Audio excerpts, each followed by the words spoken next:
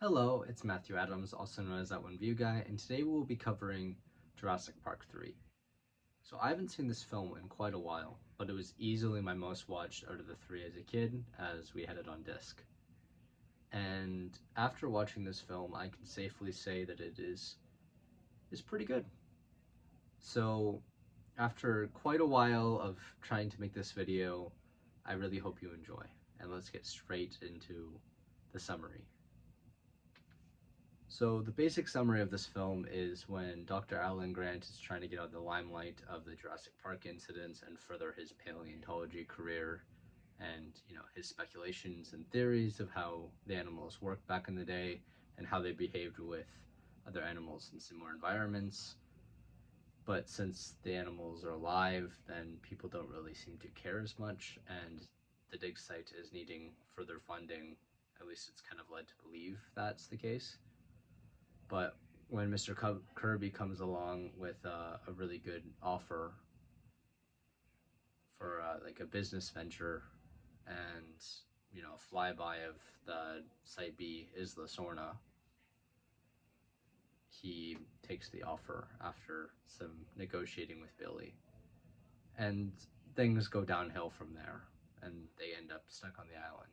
That's all I can say without spoiling things, really.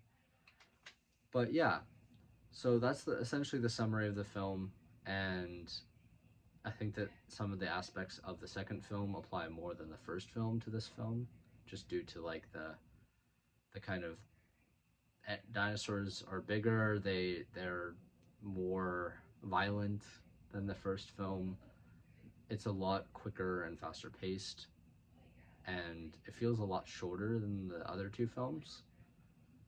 So, like, if you're into a more action-packed, kind of more like Jurassic World or something like that, then you'll probably like this film a little bit more.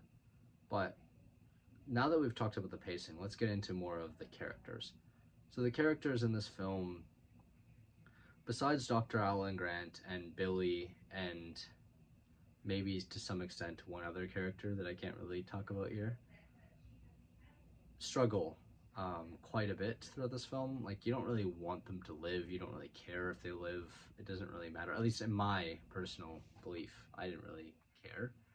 I wasn't really invested in the whole story and the whole, like, the couple getting back together and through the divorce and, and that whole finding their son kind of arc of the film.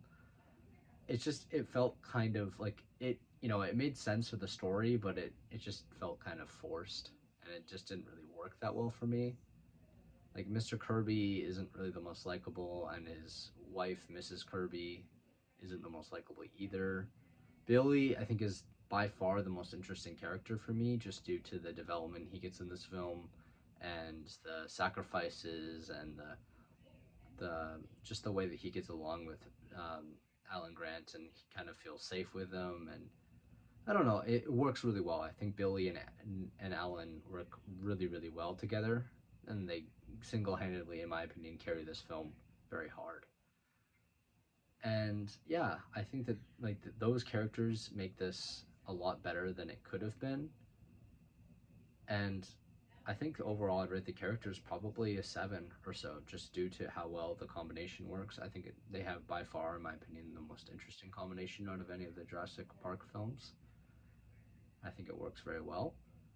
So for the pacing, I'd give it probably an 8. I think that the pacing is pretty fair and pretty reasonable throughout this film. Of course, there's things that they could have done differently, and some of it doesn't really make sense, especially near the end. Like, it's so fast-paced near the end.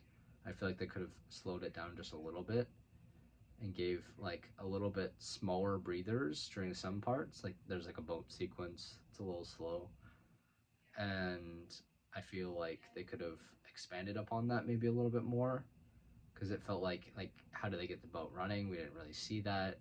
Like, we see that they have fuel, but we don't really, I don't know. It just didn't really make that much sense to me. But besides that, I think that the pacing is pretty solid. The soundtracks are always awesome. Jurassic Park films always hit really hard with the soundtracks, and this film is no exception. The music is pretty well done.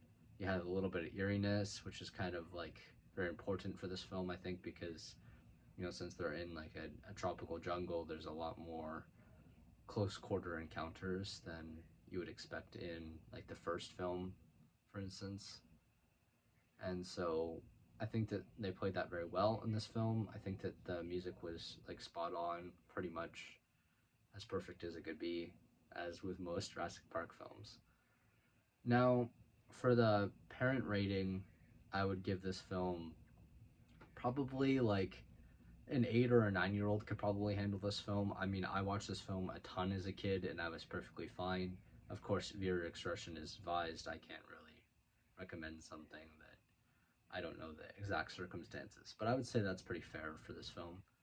As for the overall rating of this film, I think that this film actually does a lot more right than I originally kind of would have suspected, especially compared to the glow up that the second film had in my eyes after I watched it again.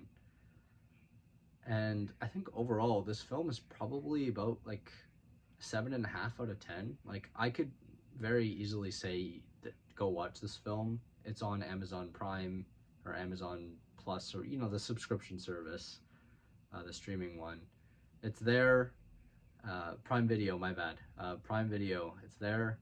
If you live in Canada, it's free for now. So, I mean, if you want to go watch it, fair enough. It's actually pretty solid. I think that the first three are worth watching.